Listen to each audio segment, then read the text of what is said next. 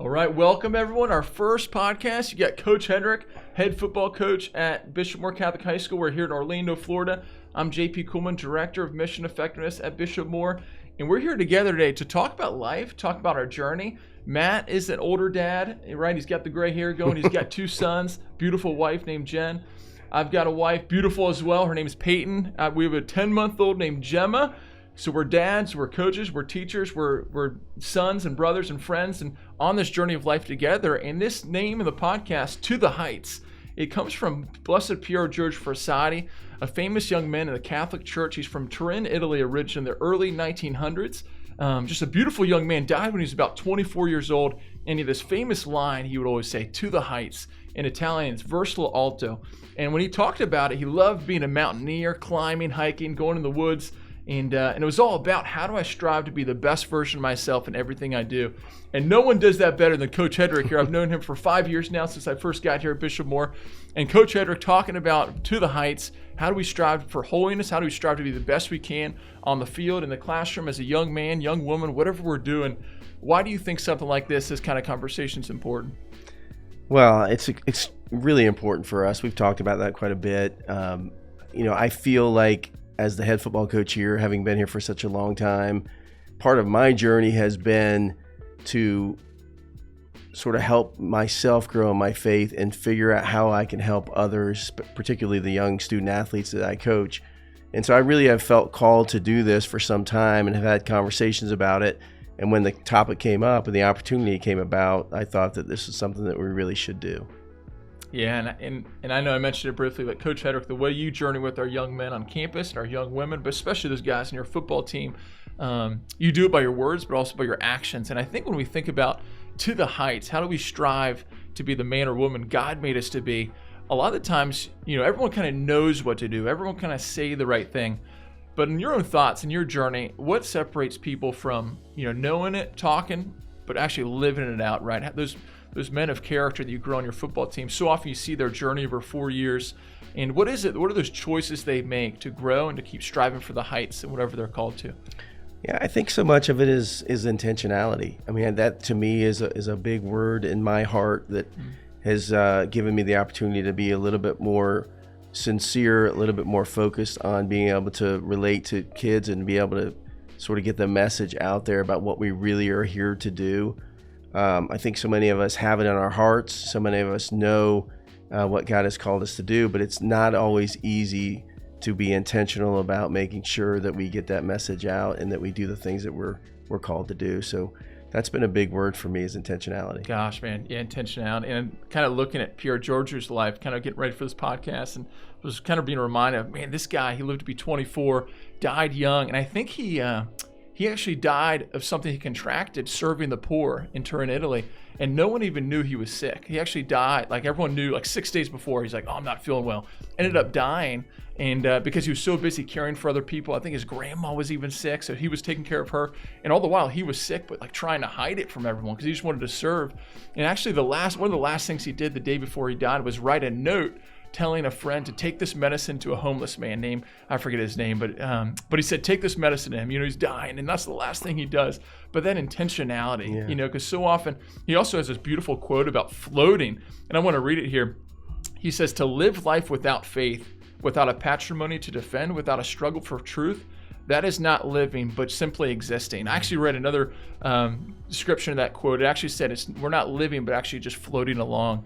And I think that intentionality, so often we're talking about, man, how do we help these high schools, but also our journey as husbands, fathers, and friends and coaches, man, how do we live it intentionally, right? Not just float, but intentionally. And today we really want to look at sports. We both love sports. We're both a part of sports, and especially when it comes to success, failure, like how do we respond to that? How do we learn from it? How do we keep growing from it? So I know you've had plenty of success, plenty of failure too, right? Not much, right? Not much. But what have you seen? I said, let's go to successes first. Like, how do you stay humble? How do you stay hungry? But also, how do you deal with success? In that journey of striving to the heights. And once you get there, it's like, man, what do we do with that now? What's been your journey with that?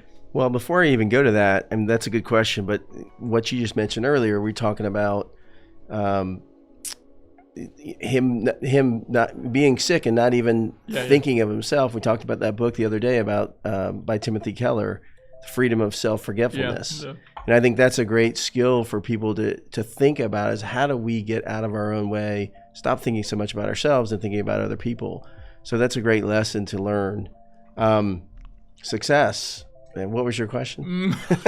Dude, no, I want to stay with what you just said. We can put success and failure on it. Right. But man, Matt, I think, so I played in college basketball at Davidson for a tremendous coach. Coach Bob McKillop just recently retired. He was the coach for 32 years. Incredible. You know, like every Father's Day I text him because he's, other than my dad, he's the most formational man in my life. Showed me how to love, showed me how to, not just basketball, how to be a leader on the court, but how to lead in life. And I'll never forget, man, it's like you talk about how do we keep our eyes outward to serve others.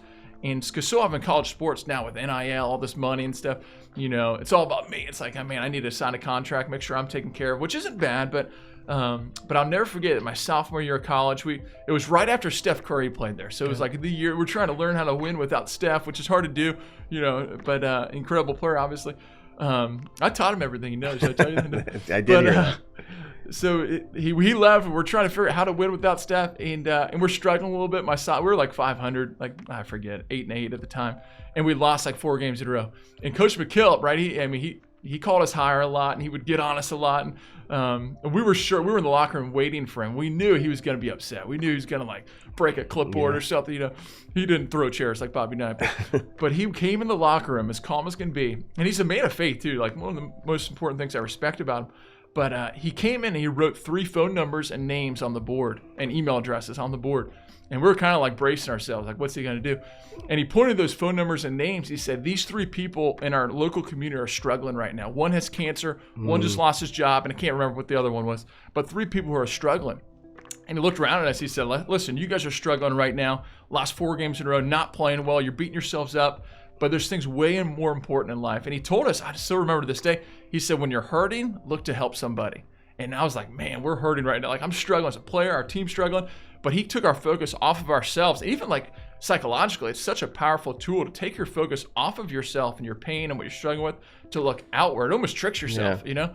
And he said, you have to email and call these 3 people. And then he even set up for us to visit, I think 1 or 2 of them the next day. So it's just incredible, like lesson of, man, like, how do we look elsewhere? It's that intentionality. You know? That's awesome. Yeah, that's a great story. And I think you told me that before. I mean, the first thing that comes to mind is we have a coach here, Coach Garrick, who coaches our offensive line. And, you know, you talk about these lessons that you can learn in this game, and they never go away. He talks about our guys being sad boys all the time. And he says, you guys have to get up out your feelings and start thinking about other people. And so I think it resonates no matter what you do and no matter where you are, and that's the value of sport. You know, success and failure. There's so many great lessons to learn. Gosh, man, rise up out of your feelings of low. Because even as an athlete or as a student, right, you get not a good grade. You have a game where you don't play well, but if you don't move on to the next play, like you're just gonna be stuck there, right? It's gonna impact your next play. That's so important. Sports teaches us so much, man. But back to success. So success. You know, first that striving to the heights, like those goals we have as teams and as coaches, as players, as people. What's that like? You know, what's that like when you get the success? You know, you state championship 2015 is incredible moment for you and your family. You've got a picture on your wall of your family after the game, which is beautiful, right? That memory that you like etched in your mind forever. But what's that like? You know, coming back, you know, you come back to the drawing board the next season. You know, how do you deal with success? You know, what's that look like in your life? Well, in my life, I mean, I'm sure it's a little bit different for everybody. For me, winning and losing has never been the ultimate goal for me. Fortunately, I think I've had so many great examples in my life of men who have coached the game, who have taught me the values of really doing things the right way. That's always had a major impact on me. So the reason I got into this to the very beginning is I always, even when I was a little kid, there was a time when I actually thought maybe I was called to be a priest. That didn't last very long, but you would have been a great priest. Yeah, well, there you go. But I always felt like I was called to work with kids, to coach, to be a mentor, to be a great example to people and try to do those things. And that was always a big reason why I wanted to get into coaching. And so, plus I love the sport. I love all sports, but I love football in particular. And so that was a really big deal for me. And then, you know, the success is about the relationship. You know, you've heard the quote, I don't know who originally said it, but they said, you know, you can't measure success now we can measure it 40 years from now when we see what these young men become and the kind of husbands and fathers and community leaders and things like that they become. And so I feel the same way. The most successful moments, the most pride that I feel as a football coach at Bishop Moore is when kids come back. When they come back to see us, Thanksgiving Day when we had practice, and there was 150 people out there, and a lot of the players, I think 30 or so players came back. That's awesome. You know, those are really great moments, and I think that's success. I think they've had experience. They don't remember the record. They don't even remember a lot of the wins and losses, but they remember the camaraderie. They remember the relationships that they built, and I think they remember a lot of the things that we did that we're trying to make them stronger in terms of their faith, stronger in terms of their resilience and their character. And those are the greatest measures of success for me. Gosh, man, that's so needed, because how do we measure success? So often it is by, what are my stats? You know, I remember I had a teammate in high school, his name was Josh, and I'll never forget that he ran for a game. He texted his dad or his mom saying how many points he had, how many rebounds, how many assists, and or he was on the phone, and the coach heard him. And the next day, the coach made us run, was chewing us out, because that was just a snapshot of all of us. We were only worried about our stats and how many points did I have, how many, so we measure things as human beings, we measure things empirically, like how efficient am I, how many wins do I have, how many points did I score. But man, and so often it's tempting to get locked up in that, because some of the most successful teams ever, some of the most successful coaches, everyone to every coach would say, man, it's the relationships. It's like, you're right, they don't even remember their record. State championship, phenomenal, right? But those young men that were on that team, man, they look back, they're like, it was those moments they journeyed together, right? There's memories, there's friendships, and the way their hearts grew through that season, over their 4 years here. And man, how do we kind of categorize what success is? And so often I think each one of us kind of gets caught in that. Even as a dad now, it's like, man, you walk into someone else's house and they have the nicest things. We have a friend who just built a brand new house. We were the same age. And I'm like, man, we won't have this one for a long time, or maybe ever, and it almost made me am I not providing for are we not doing real well? And I was like, I had to catch that lie. And I was like, no, what? We're doing what God's calling us to do in our little 1,000 foot bedroom, 1,000 foot house. So yeah, it's man, success is just doing what God's calling us to, just being faithful to that, not necessarily anything, external, what the world projects. But anyways, that was that's the great opportunity I had last week to speak at senior retreat. Yeah. And you guys asked me to speak, and of course I wasn't really sure what I was going to talk about, and we had an outline of some things to talk about, but I think it was called to go forth was sort of the theme of the retreat. And when I thought about that, one of the messages I was trying to get across to the kids, I don't know how many of them got it, was just that idea of how we compare so much in our society, and especially young people who are on social media. Their whole existence and often their identity seems to be dictated or predicated on how they compare themselves to others. And so often it's not even well informed. I mean, it's not even true. They see an image, they see a life that they think exists on social media, and we so often compare ourselves to that. And the message that I was trying to get across in a very clumsy way was that we don't need to do that anymore. God's already done that for us. He knows who we are. He knows who we need to be, and He loves us for who we are. And as long as we're doing what we're supposed to do, what we're called to do, we don't have to compare ourselves to anybody. It matters what He thinks. It doesn't matter what anybody else thinks. And so I stumbled through that explanation as I did in the senior retreat. Oh, that's perfect. That's the message, right? The talk was phenomenal in senior retreat. But it kind of goes back to your word intentionality too, because we all kind of know that. Everyone knows oh, I shouldn't compare. Oh, it's not healthy. Oh, I shouldn't look at social media all day and look at everybody's life and compare it to my own, but everyone gets caught in it. That intentionality to say, no, we have to make a conscious decision. No, what's going to put the value on my life? What's going to measure my success? Is it the number on my salary every year? Is it the number of points I scored, or my test score, or what college I got into, or whatever, or am I going to say, no, am I just doing what God's called me to do? And I keep coming back to this guy, Pier Giorgio. We have actually a picture of him on the wall in here, which is beautiful. And he talks about to the heights and striving for the heights. And you look at his life, and it's not that exciting, not that great. He didn't do anything marvelous. Like, he didn't make a lot of money. He died when he was 24. Most people would be like, it was kind of like a very short life, obviously.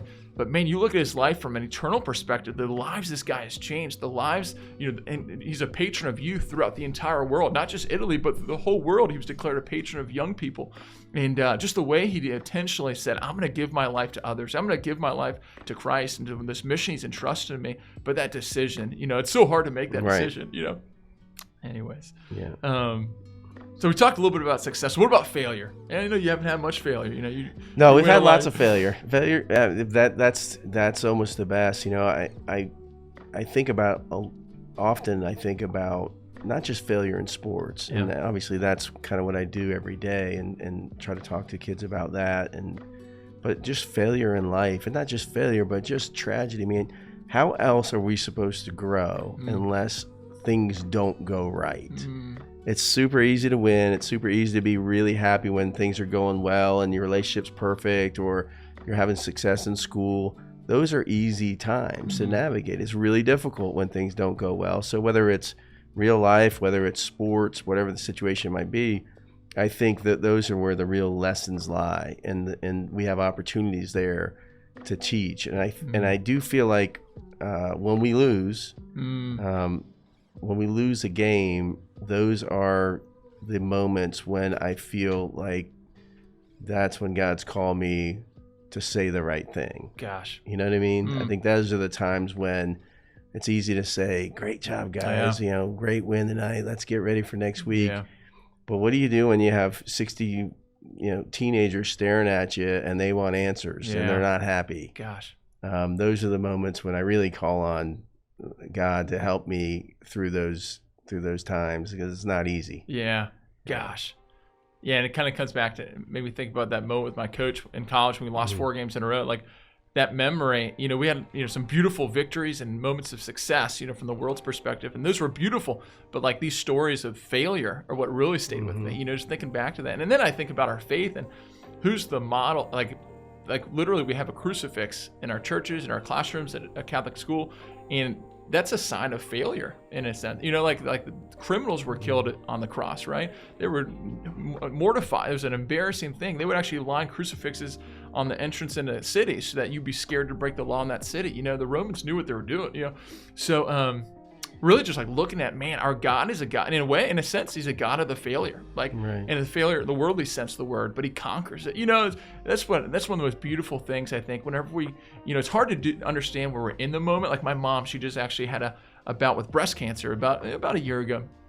And she had some moments where she'd just go to church and just sit in the back row.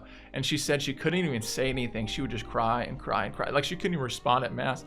And I really was moved by that. I was like, man, Mom, your faith, cause she was scared. Like, she's a woman of faith, but she was so scared. She has 7 kids. She's got 14 or 15 grandchildren. I think the 16th is on the way right now. Not us, but no. Okay. But I'll let you guys know. Breaking news. We'll tell it here. But she would just come in there and cry. And I talked to her actually this past weekend. I was with her and really asked her more about it. And man, she just said like where do I turn? I have nowhere else to turn with this heartbreak. Like even my dad, like he understands and he tries his best, but like even the person you love the most in the world can't fully understand and carry that cross with you. But she just laid it all, like said, Jesus, like you know what it's like to die. You know what it's like to struggle and to carry a cross and to feel abandoned and to feel alone. Like, so she just poured it all out. And it's just like, wow. Like, I mean, she's a hero, but like, in my book, she just went up like 5 notches, because just to see like in the struggle, where's she going to turn, and she turned to the only one who could give her that strength, Right. Anyways. Yeah. I mean, and who else can you turn to? Yeah, right. And that's the beauty of it, right? And then God is always with you. You're never, ever alone. I just talked to my sons about that myself. It's like, guys, listen, I love you, your mom, and I love you more than you could ever imagine. There's so many people in your life that will do anything for you, but we will fail you. We will disappoint you. We will let you down. And I always tried to I really, press that on their hearts. Like, God will always be there. I will fail you, and I'm your dad, but he won't. And if you trust in him, and if you guys, they're little kids, right? Say your prayers. That was always really important for me, because I'm far from perfect, as we all know, and And I can't even speak to all of the faith that I want them to learn as well as I probably should be able to. But I wanted to make sure that they knew that. And I think that's so powerful what you said about your mom, because in those moments, that's when she becomes closest. Yeah. You know, and that's pretty awesome. Gosh, man. And then you just brought up failing as a parent. Gosh, I'm only married 2 years now. The baby's 10 months old, little Gemma.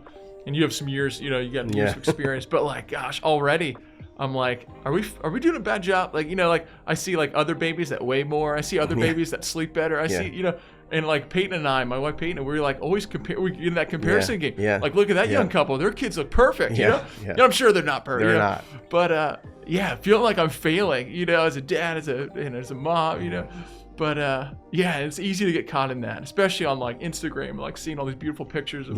But it's easy to get caught in that and to come back to say, no, like, are we doing what God's calling us to do? Then we're not failing. We're doing exactly what we're supposed to do, So I'm sure as a parent, I'm sure there's moments where everybody feels that way.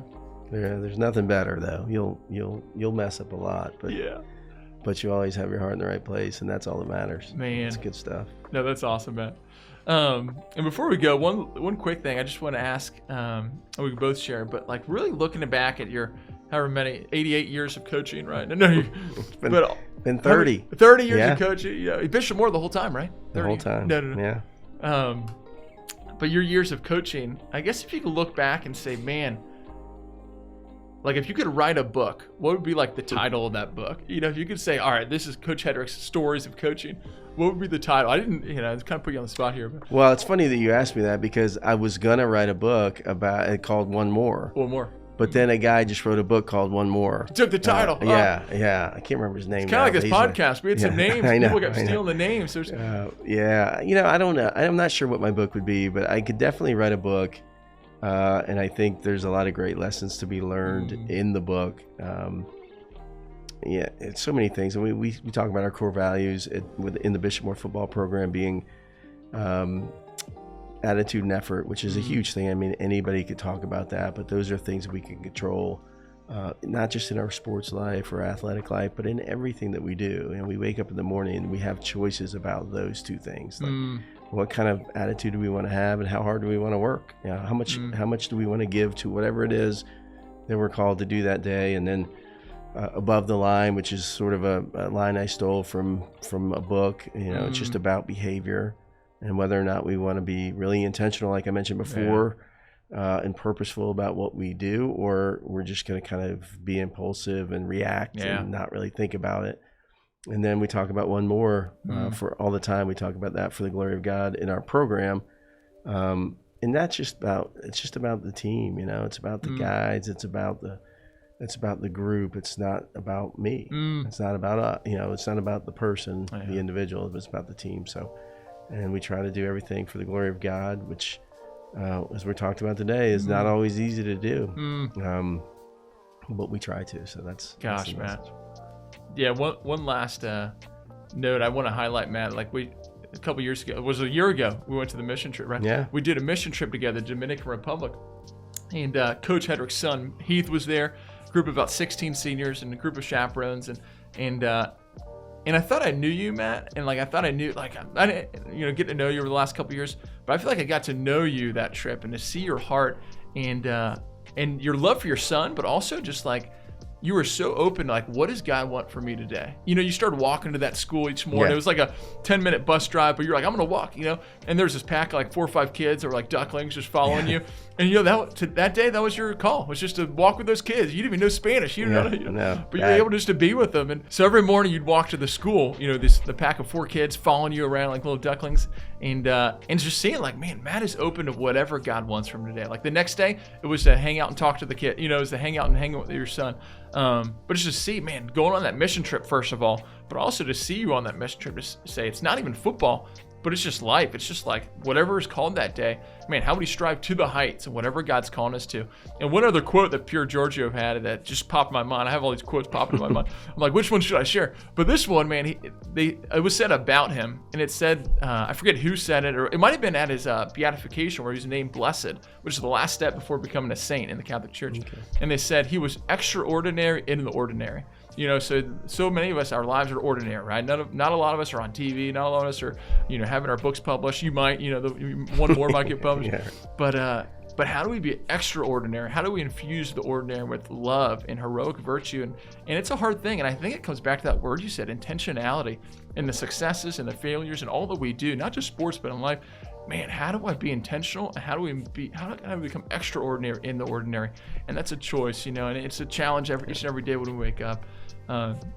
But Coach, anything else to add? Anything else to add there? No, I think that was pretty good. It's just a willingness to say yes, and it's not easy to do sometimes. And in my journey has been trying to be really intentional about saying yes to things that maybe are not quite in my comfort zone, like going to the DR, especially when I don't speak Spanish. Oh man! Hey, by the end you were saying like "Cómo estás?" That's right. Buenas noches. Yeah, Louis taught me that here. Maintenance. Yeah.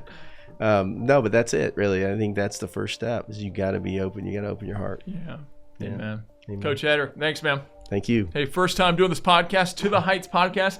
I think you can find it on Spotify, YouTube, what else? Apple Music. I knew Coach Hedrick. He knows all the social media stuff. I don't. Actually. He's got gray hair, but he knows this stuff.